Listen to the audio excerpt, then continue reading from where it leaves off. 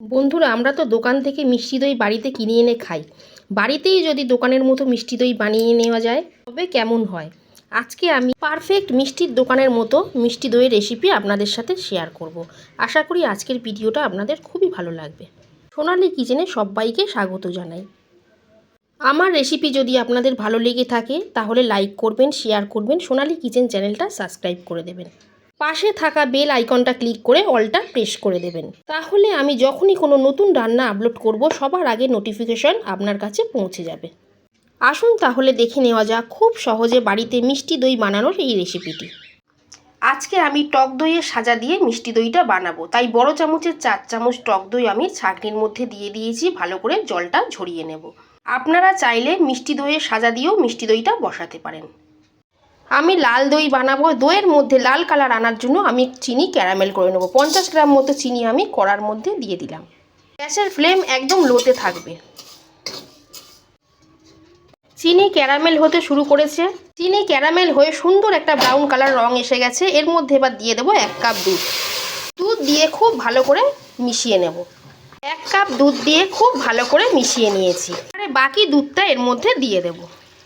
আমি মিষ্টি দই বসানোর জন্য 1.5 লিটার ফুল ফ্যাট দুধ নিয়েছি। পুরো দুধটাই আমি কড়ার মধ্যে দিয়ে দিয়েছি। এবারে লো ফ্লেমে অনবরত নাড়তে থাকবো। মিষ্টি দই বানালে ফুল ফ্যাট দুধ নেওয়ার চেষ্টা করবেন, তাহলে দই খুব সুন্দর তৈরি হবে। দুধ অনবরত নাড়তে থাকবো, দুধ যেন পাত্রের তলায় লেগে না যায়। দুধ ফুটে ফুটে অনেকটা কমে গেছে। এবার আমি এখান থেকে 2 হাতা দুধ একটা বাটির মধ্যে তুলে নেব। বাটির মধ্যে যে দুধটা আমি তুললাম তার মধ্যে দিয়ে দেবো 4 চামচ গুঁড়ো দুধ। এবারে আমি দুধের সাথে গুঁড়ো দুধটা ভালো করে গুলে নেব। মিষ্টি দই বানালে অবশ্যই একটু গুঁড়ো দুধ ব্যবহার করবেন। এতে দইয়ের মধ্যে সুন্দর একটা জমাট ভাব আসে আর মিষ্টি দইটা খেতেও খুব ভালো লাগে। এবারে আমি গুলে রাখা গুঁড়ো দুধটা দুধের সাথে মিশিয়ে দেব। সাথে দেব 4টে ফাটিয়ে নেওয়া ছোট এলাচ। 1.5 লিটার দুধের জন্য আমি মোট 200 গ্রাম চিনি ব্যবহার করলাম। আপনারা কীরকম মিষ্টি খেতে পছন্দ করেন সেই অনুযায়ী চিনি অবশ্যই এখানে ব্যবহার করবেন। তবে খুব বেশি চিনি এখানে ব্যবহার করবেন না। খুব বেশি চিনি ব্যবহার করলে দই ভালো বসবে না, পারফেক্ট দই তৈরি হবে না। চিনি দেওয়ার পরে আমি দুধটা আরও কিছুক্ষণ ফুটিয়ে নেব। আমি আজকে মিষ্টির দোকানের মতো লাল দই বানাবো বলে চিনিটা ক্যারামেল করে ব্যবহার করলাম। আপনারা যদি মিষ্টি দইটা সাদা রাখতে পছন্দ করেন তাহলে চিনি ক্যারামেল করবেন না, প্লেন নর্মাল চিনি এখানে ব্যবহার করবেন। দুধ যখন ফুটবে তখন চিনিটা এখানে ব্যবহার করবেন। দই বসানোর জন্য দুধ একদম রেডি। এবার আমি গ্যাস বন্ধ করে দেব। গ্যাস বন্ধ করে দুধটা আরও কিছুক্ষণ হাতা দিয়ে ফেটিয়ে নেব। ফেটানোর ফলে উপরে যে একটা ফেনা তৈরি হচ্ছে এটা মিষ্টি দইয়ের ওপর ক্রিমের মতো বসবে।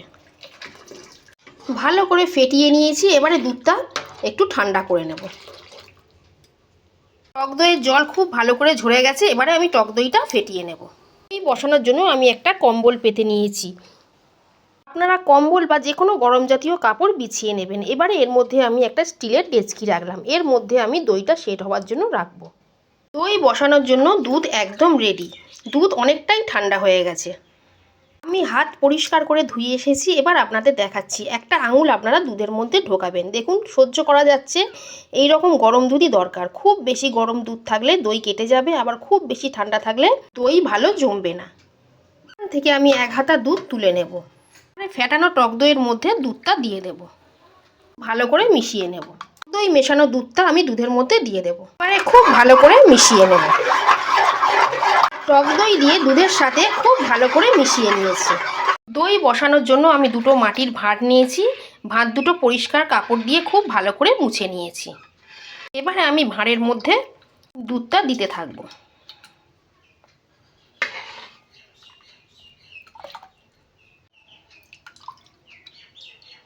হাফ কিলো 2টো ভাঁড় ভরে আরও একটু মিশ্রণ আমার বেশি হয়েছে, আমি আরও একটা 250 ভাঁড় নিয়ে নিলাম।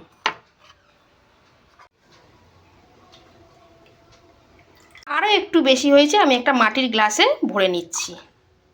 এবারে আমি ডেচকির মধ্যে ভাঁড়গুলো বসিয়ে দেব। এবারে ডেচকির ঢাকনাটা লাগিয়ে দেব। ওপর দিয়ে কম্বলটা ভালো করে চাপা দিয়ে দেব, যাতে ভেতরের গরম বাতাস বাইরে না বেরাতে পারে আর বাইরের বাতাস ভেতরে না ঢুকতে পারে। এভাবে ঢাকা দিয়ে আমি 8 ঘন্টা রেখে দেব। তারপর আপনাদের দেখাবো।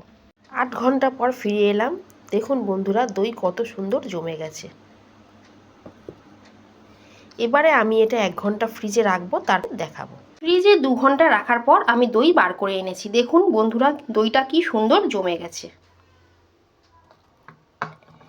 ভাঁড় আমি উল্টে দিচ্ছি, দেখুন দই একদম চাপ হয়ে জমে আছে।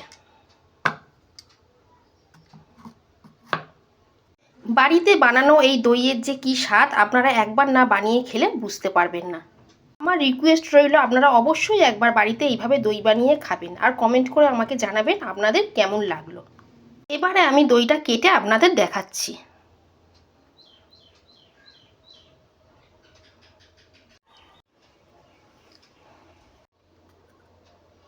দেখুন বন্ধুরা, দইটা কত সুন্দর তৈরি হয়েছে। আজকের মতো এই পর্যন্তই। সবাই খুব ভালো থাকবেন, সুস্থ থাকবেন। ধন্যবাদ।